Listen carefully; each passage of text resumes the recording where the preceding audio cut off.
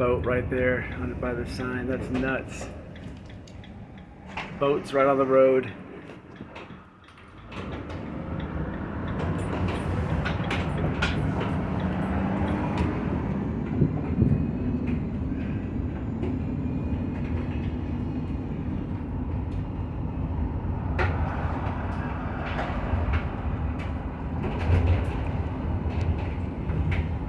I don't even know if their fire engines survived, because their fire engines would have been under 6 feet of water, 8 feet of water.